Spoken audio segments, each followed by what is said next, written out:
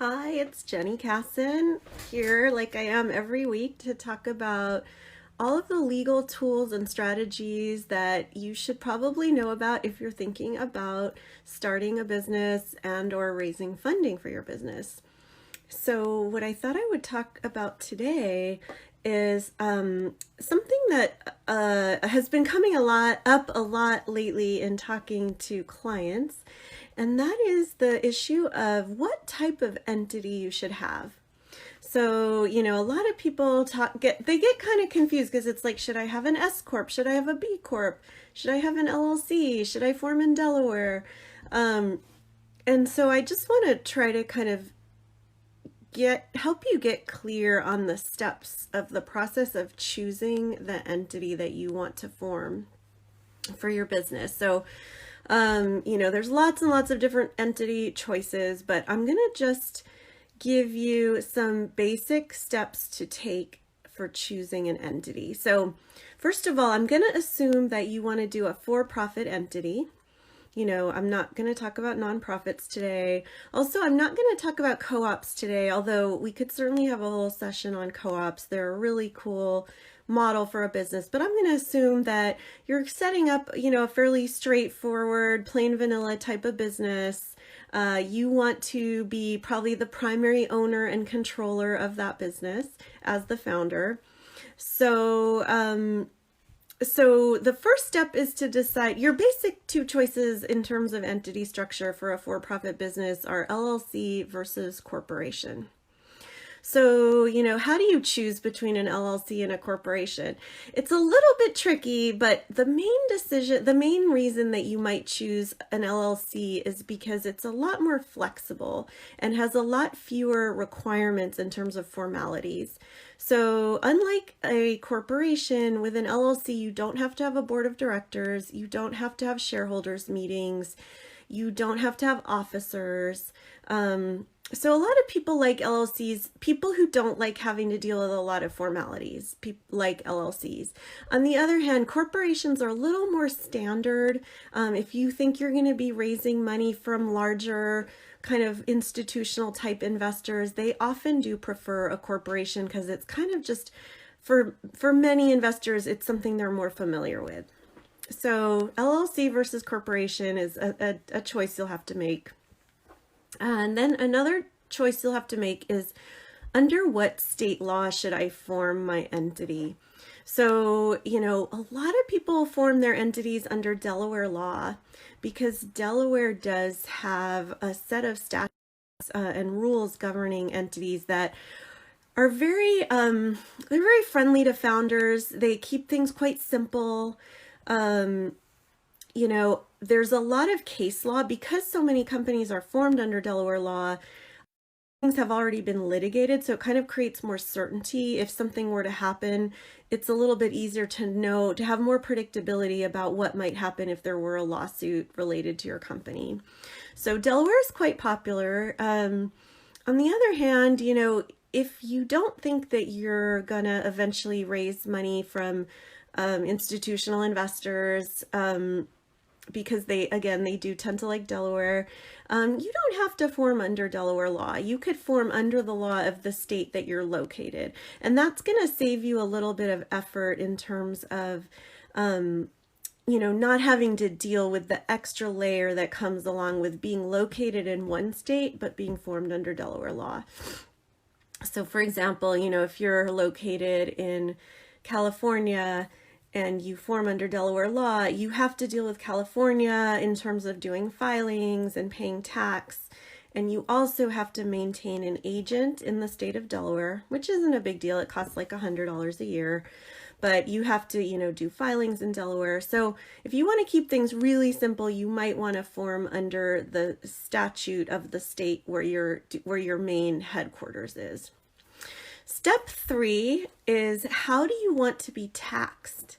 And there's many, many options there. And it's really a very separate consideration from your type of entity, because for each type of entity, there's lots of choices on tax. So if you form an LLC, a lot of people think an LLC is always going to be treated like a partnership for tax purposes. But that doesn't necessarily have to be the case. An LLC can elect different taxation. So you could actually form an LLC and elect to be taxed as if you were a C Corp, which is kind of the standard large corporate tax.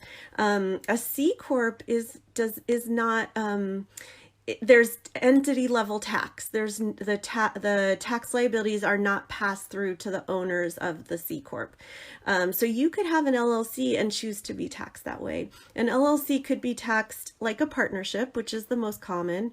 That's under subchapter K of the Internal Revenue Code, or it could elect to be taxed as an S Corp or a C Corp, even though it's not a corporation. If you form a corporation, you can elect to be taxed as an S Corp or a C Corp. And S Corp is a type of pass-through taxation. So anyway, I'm not going to get into the details of that, but just be aware that that's a whole separate choice you have to make. Do I want to be an S Corp? Do I want to be a C Corp? How do I want to be taxed?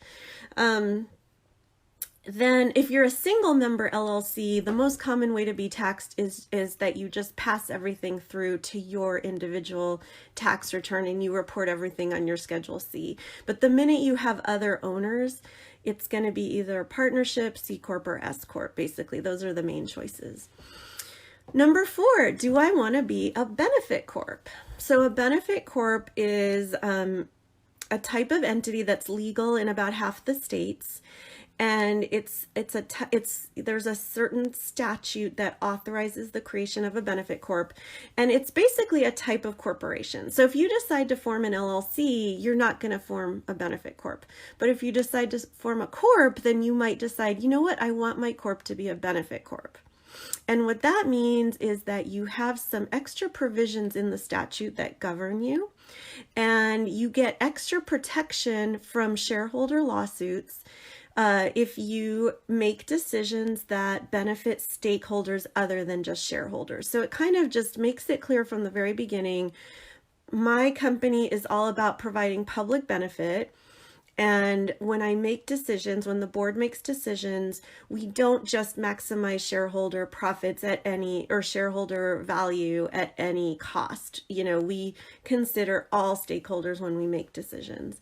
You also are going to be required to do some reporting on how your activities are actually providing a public benefit. So it's kind of a trade-off. There's some extra requirements that get imposed on you, but in exchange, you get that extra level of protection if you choose to be more focused on all stakeholders and not just on shareholder profits.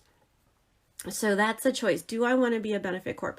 Now, you know, not every state has benefit corp, but California has benefit corp, and so does Delaware. So, and in Delaware, for some reason, it's called a public benefit corp. So you can form a Delaware public benefit corp, which is like a standard Delaware corp, but it has those extra provisions that provide that you might make some decisions that don't always favor shareholders ahead of everyone else, and that you're protected from lawsuits or liability. You can't really protect yourself from lawsuits, but you have extra liability protection for those kinds of decisions. And then even going to a 5th step, you might decide I want to be certified as a B Corp. So a B Corp is different from a benefit corp. So a benefit corp is something that's actually a statute. It's a statutory entity. There's a law on the Delaware books, on the California books, on a bunch of state law. About half the states have this thing called a benefit corp, and you can form under that. Then you decide, do I want to be a B Corp? And you don't have to be a benefit corp to be a B Corp. So an LLC, and this is so confusing, but an LLC can actually be a B Corp. And a B Corp just means it's not a legal thing so much, it's really more of a certification. So what it means is you go to bcorporation.net, you complete the B Corp impact assessment, and then if you get a certain number of points, you're eligible to be certified as a B Corp. And there's some other requirements too. So it's really a 5-step process. I'm probably even maybe a little bit oversimplifying it, but if you go through those 5 steps, that'll really help you make a decision about what type of entity to form. But I do want to say that often my clients, when I'm talking to them about what type of entity to form, it's part of a conversation about fundraising. So, and it's good if you can before you decide what entity to form, if you think about how do I want to raise money from investors, maybe you don't even want to do it right away, but if you think you might want to do it in the future, it's a good idea to form your entity in a way that is going to be the friendliest to your way that you choose to raise money in the future. So just as one example, if you think you're going to offer equity investment to the public through investment crowdfunding, and you might offer like ownership interest, aka equity in your business to the public, forming a corporation might be a better way to go than an LLC, because it's just a little bit more clean to offer stock to the public than to offer LLC membership interests. So that's just one example of how when you're choosing what type of entity to form, knowing how you're planning to raise money from investors is going to be helpful in making that decision. And as I mentioned before, like if you know that you're going to have institutional investors, kind of venture capital maybe type investors, they often like Delaware C Corps. On the other hand, if you think you might be raising money from people who have investments in real estate, sometimes having an LLC tax like a pass-through can be a better choice, because the investors can take advantage of the losses that you have in your company. They can actually, the losses can get passed through on their personal tax returns to offset the income, the passive income that they're getting from their real estate investments. So those are just a few examples of why it's a good idea to think about how you're going to raise money and from whom you're going to raise money when you're choosing how to structure your entity. So I hope that didn't confuse you more than you already were, but I just think it's helpful to think of it as those different steps, because sometimes people get really confused between B Corp, S Corp, Benefit Corp, when those are really kind of separate things. You can be an S Corp and also be a B Corp. You can be an S Corp and also be a Benefit Corp. The S Corp is a taxation decision, whereas the Benefit Corp is a structure decision. And B Corp is a certification decision. All right, I hope that was helpful.